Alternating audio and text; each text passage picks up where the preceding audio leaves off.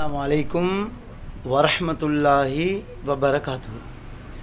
அன்பாதவர்களே, கண்ணியத்துக்குரியவர்களே, சிறந்தவர்களே, நல்லவர்களே,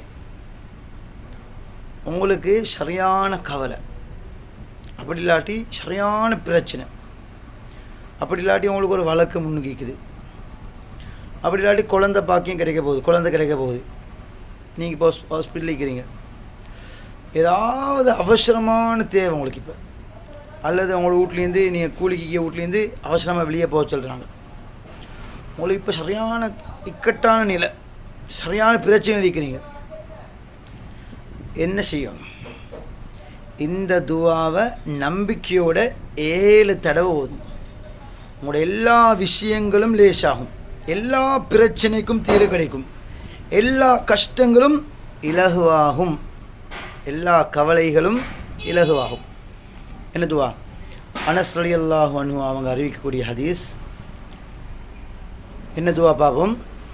அல்லாஹும்ம லா சஹ்ல இல்லா மா ஜஅல்தஹு சஹ்லா வ அன்த தஜஅலுல் ஹஸ்ன இதா ஷி'த சஹ்லா.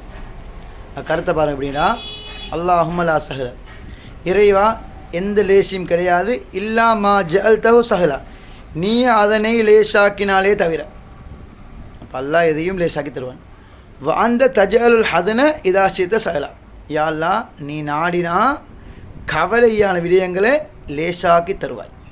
அப்போ இந்த துவா இன்ஷா அல்லாஹ் உங்களுடைய இக்கட்டான நிலையில், கஷ்டமான நிலையில், அவசர உதவிக்காக வேண்டி, அவசர தேவைக்காக வேண்டி இதை ஓதுங்க. 7 தடவை நம்பிக்கையோடு இன்ஷா அல்லாஹ். டைம் பிரச்சனை கிடையாது. இன்ஷா அல்லாஹ் அல்லாஹ் நிச்சயமாக நிறைவேற்றி தருவான், லேசாக்கி தருவான்.